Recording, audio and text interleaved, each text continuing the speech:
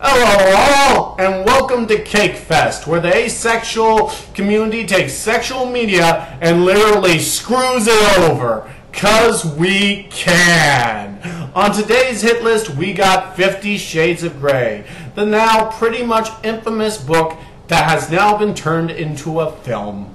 Of course, it's based on the book by E.L. James, which is about Anna, who dates Grey. Actually, they don't date because he's not into romance. But anyways, they go out a whole lot, and Grey is really into kink, and Anna isn't. So Grey keeps pestering her until she goes along with whatever he wants, because he's kind of a dick. So that's the movie we're in for, and that's what we're watching today. Alright, now let me just say that the book that this was based on, I haven't read, but I'm pretty sure it's not that good. Because here's the thing. The actors behind this movie were good. The soundtrack was good. The soundtrack is great, actually. Fantastic soundtrack. I really liked it. But the plot itself and the characters' motivations don't make any sense. Grey says consistently throughout the movie he doesn't do romance. But he buys Anna books, he takes her on a helicopter ride, he goes out on walks with her, he tells her deep personal stuff. Dude, you do romance. You know it, I know it, we all know it. And it's really weird when a character says, I don't do romance, and then he goes buy someone books as a romantic present. That's what the movie's like. It's got really good acting, it's really well made, but none of the characters' actions are consistent. He keeps saying he doesn't do romance, he keeps doing romance. It's just weird. It's just weird. It is.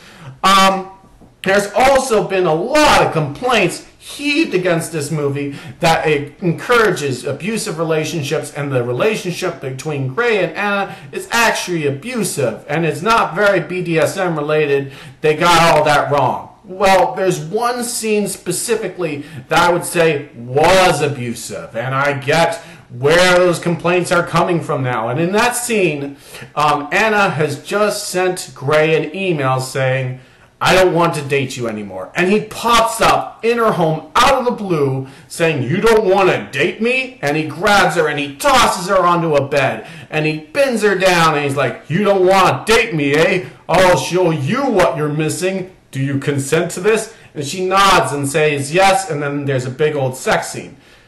Okay.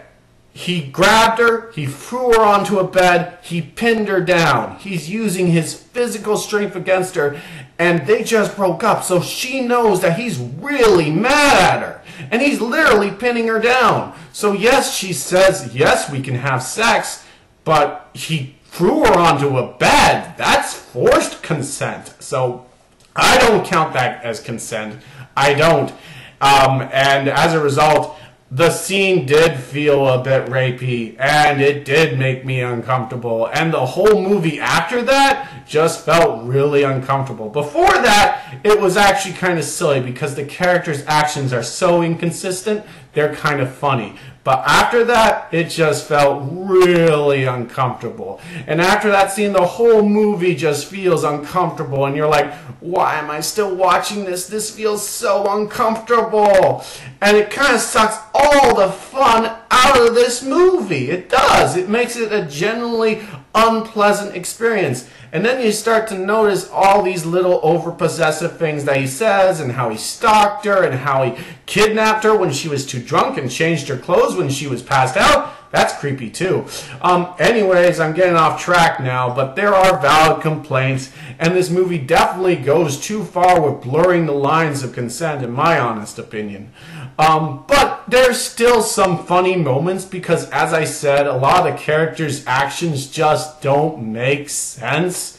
But oddly, there's still a lot of good elements like the soundtrack and the acting itself, despite the nonsensical script. So it's not necessarily the worst movie ever made, but boy does it have some glaring problems. So I don't know how to rate this. I guess technically speaking I'd have to give it a 5 out of 10 because it had a few good elements.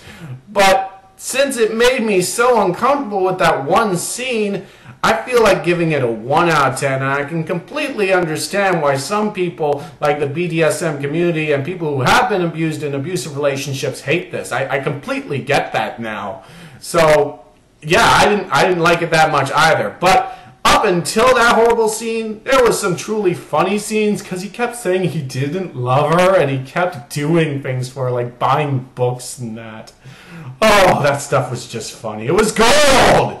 If you took a drinking game and took a shot every time he did something romantic, even though he says he doesn't, you'd die. So the plot and the script just makes no sense, and there's very little sex in it. So if you're going to see the sex scenes, you're going to be a bit shortchanged. So my proper rating is 5 out of 10, but how I felt about it, a 1 out of 10, because that one scene just felt too uncomfortable. But if you're curious, I guess you're going to watch it anyways. But keep in mind, it's not that good. So yeah, that's the movie, and that's what you're in for if you decide to watch it. A crummy script, but okay everything else. But one glaringly bad scene. As for the asexual viewpoint on the whole thing, well, unless you're sex repulsed, the movie probably won't bug you too bad. I guess one thing that might bother you is the fact that Gray keeps saying he's not into romance, but he keeps doing romantic things. Some people in the asexual community, heck, some people in every community, are what's called aromantic, and they're not romantically attracted to anyone. So when there's a character says, I'm not into love, someone could be like, oh, that's like me. And then when they do lovey-dovey stuff, kind of feels weird. You know, aromantics tend not to be that lovey-dovey. There's always exceptions to the rule, but they tend not to be that lovey-dovey. So I guess if you're aromantic and sexual, like you are really into sex and you're sexually attracted to people, but you're aromantic so you don't like to date, maybe you'll find the movie annoying in that situation. I don't know. But anyways, as I said, there's not really that much sex, and it's not really that in your face, but that doesn't make it a good movie. So, I don't know. Feedback wanted. What did you think if you fell under the pressure and actually saw this middle ground kind of bad movie? Cheers, and have a good slice of cake.